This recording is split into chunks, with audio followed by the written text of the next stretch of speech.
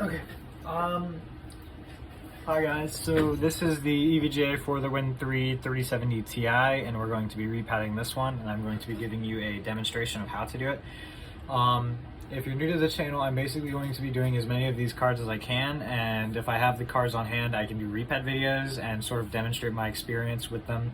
I've already repadded this one again. I just want to show you because so far I believe that it's basically the same as the XC3, but I'm basically going to show you how to properly repad this. So first off, let's start. First of all, you don't need to unscrew these three. These three can stay there because you don't need access to the back plate, because you don't really need to repad the back plate because there's nothing there for the 3070 Ti. But for a 3090, you will need to undo these screws to get back there. But since this is only a 3070 Ti, let's just get started and let's start undoing these little screws. Now, this card I had a lot of. This one was pretty easy. It was weird though because it was like overheating all of a sudden, but originally this card was really cool while gaming and mining on the side. I had no issues with it.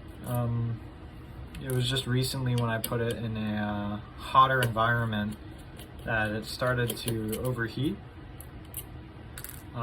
So yeah, I'm just doing this video to sort of demonstrate how to do it.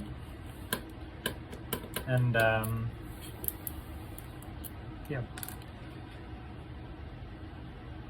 Do keep in mind, I don't think you also have to, these two you can keep there as well, I'm pretty sure. Let me check. Yeah.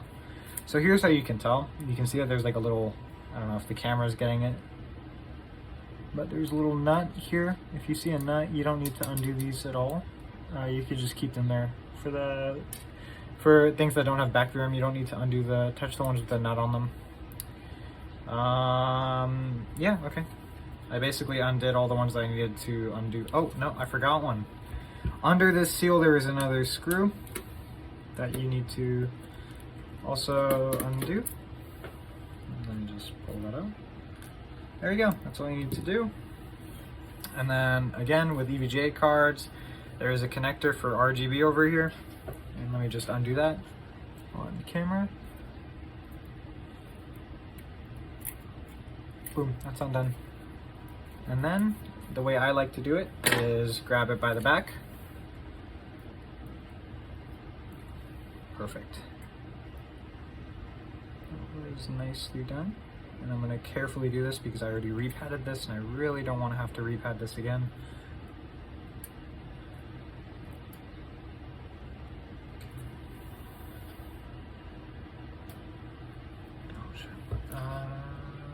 Okay. I think this connected it again, so I'll just yank it out. There we go.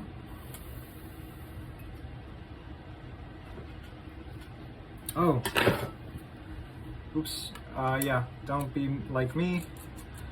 Make sure you undo all the screws. I didn't even know that I had that one in there. Anyways, yeah. Front screws all done, all undone.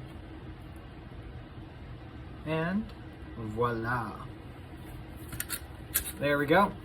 Now, for this card, you want to use 2.5 mil as I've used here, and it looks like the core is making good contact, and I haven't tested this card yet, but I'm assuming it'll probably be pretty good. I mean, my XC3, I had a 12 degrees Celsius drop with memory. Let me check if the video camera can actually see the PCB. Oh, okay. Okay, I'm gonna move it a bit forward. So basically, try not to break this pad over here. I try not to break the stock pads that are on the capacitors and VRMs. Basically, you want to try to keep as much of this intact. EVGA is unique. They use a thermal putty. This isn't a thermal pad.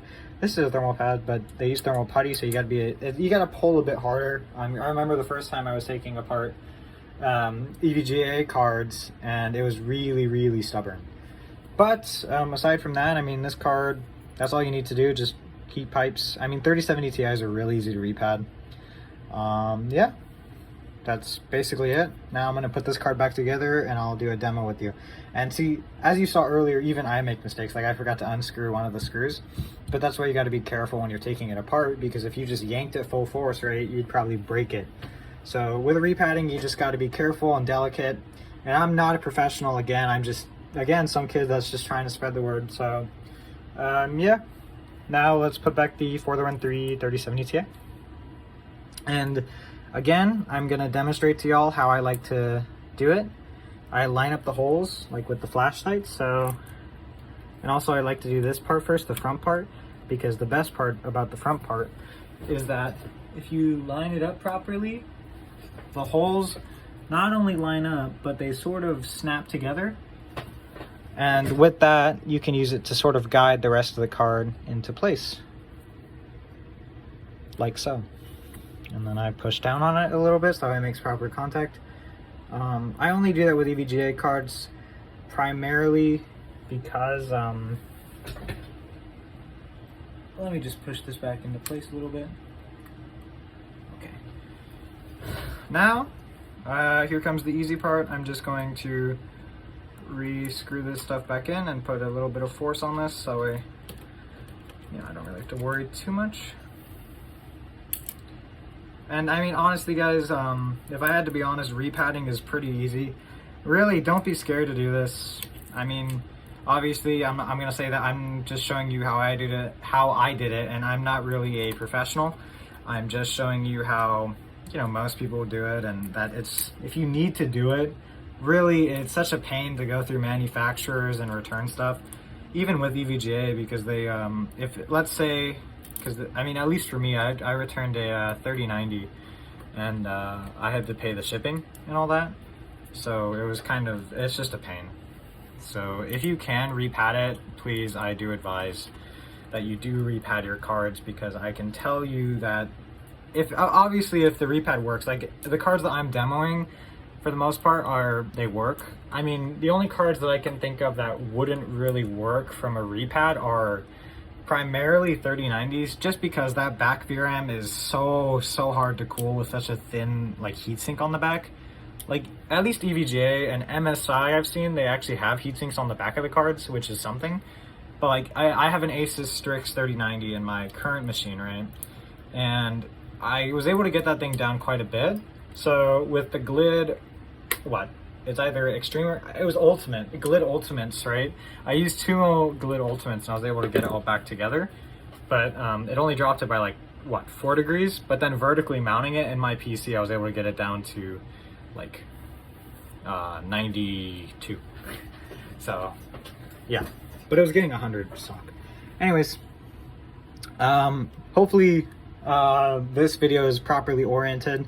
I made a mechanism for my phone to actually balance, so it should be in the proper orientation and not in vertical. Like, it should be in landscape. Wait until you hear the snap. Oh, is that it? I don't want to cut the wires.